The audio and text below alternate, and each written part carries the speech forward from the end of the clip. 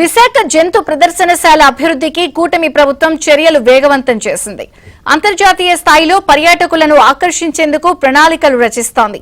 అన్ని అనుకున్నట్లుగా జరిగితే ఆంధ్రప్రదేశ్, సింగపూర్ ప్రభుత్వాల మధ్య ఒప్పందం కుదిరే అవకాశం ఉంది.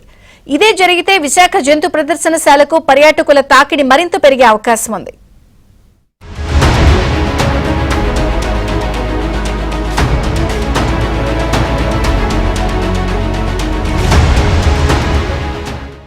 విశాఖ జంతు ప్రదర్శనశాలలో సమూల మార్పులు చేసి సింగపూర్ జూ తరహాలో అభివృద్ధి చేసేందుకు ప్రణాళిక రూపొందిస్తున్నారు.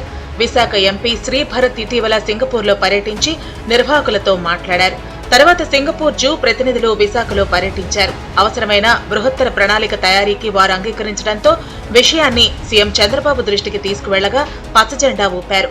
జంతువుల మార్పిడి, అరుదైన రకాలు ఇచ్చిపుచ్చుకునేందుకు సింగపూర్ ప్రభుత్వంతో రాష్ట్ర ప్రభుత్వం ఒప్పందం చేసుకోనుంది.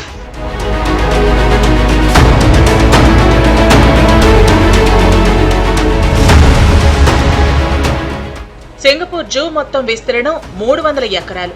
ఆసియా, ఆఫ్రికా ప్రాంత జంతువులు సంచరించేలా అడవులు, వర్షపు అడవులు వేదికవిగా ఏర్పాటు చేశారు. రిసార్టులు, విల్లాలు, హోటళ్లు ఉన్నాయి. పిల్లలు, పెద్దలకు తగినట్లు క్రీడా, ఉల్లాస ప్రాంగణాలు, వాణిజ్య సముదాయాలున్నాయి.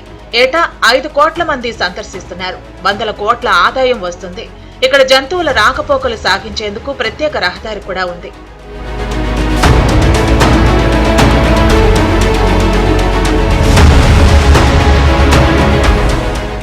జూ రూపురేఖలు మార్చే ప్రాజెక్టు పూర్తయ్యేసరికి 10 ఏళ్ల సమయం పడుతుంది.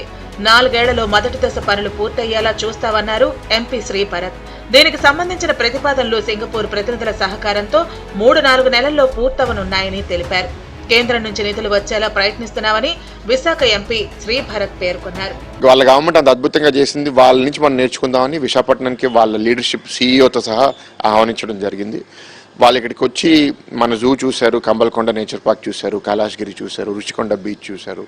ప్రధానంగా విశాఖపట్నం జూని ఎట్లా అప్గ్రేడ్ చేయాలి, మీ ఎక్స్పీరియన్స్తో మీరు మాకు మాస్టర్ ప్లాన్ చేసి ఒక మంచి విజన్ ఇవ్వండి అనేది వాళ్ళని కోరడం జరిగింది. వాళ్ళకు ప్రపోజల్ కూడా త్వరలో మనకి ఇస్తారు. ఇచ్చిన తర్వాత మాస్టర్ ప్లానింగ్ ఎక్సర్సైజ్ వాళ్ళతో చేసి వాళ్ళ సహాయంతో కేంద్ర ప్రభుత్వంతో మేము డబ్బులు తీసుకొచ్చి ఇది అప్గ్రేడ్ చేయాలనేది మా ఉద్దేశం.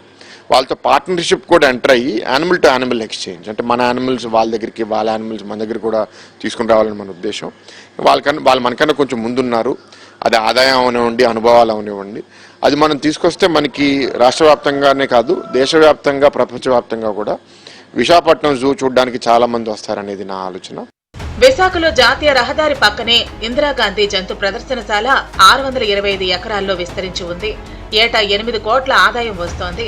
కంబాలకొండ రక్షిత అడవి నుంచి బయటకు వచ్చి జింకలు, దుప్పిలు, అడవి గొర్రెలు రోడ్డు దాటే క్రమంలో ప్రమాదానికి గురై మృతి చెందుతున్నాయి.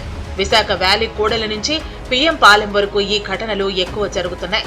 ఈ ప్రమాదాల నివారణకు సింగపూర్లో మాదిరి వన్యప్రాణుల కోసం ప్రత్యేక వంతెనలు, భూగర్భ నిర్మాణాలు చేపట్టనున్నారు. వీటి ద్వారా సులభంగా ఒక ప్రాంతం నుంచి మరో ప్రాంతానికి సంచరిస్తాయి. ప్రభుత్వ, ప్రైవేటు భాగస్వామ్య విధానంలో పనులు చేపట్టాలనుకుంటున్నారు. కేంద్ర నిధులు 75 కోట్ల నుంచి 100 కోట్లతో అభివృద్ధి చేసి 5 ఏళ్లలో సందర్శకుల సంఖ్యను 20 లక్షల మందికి పెంచాలన్నది ప్రభుత్వ లక్ష్యం.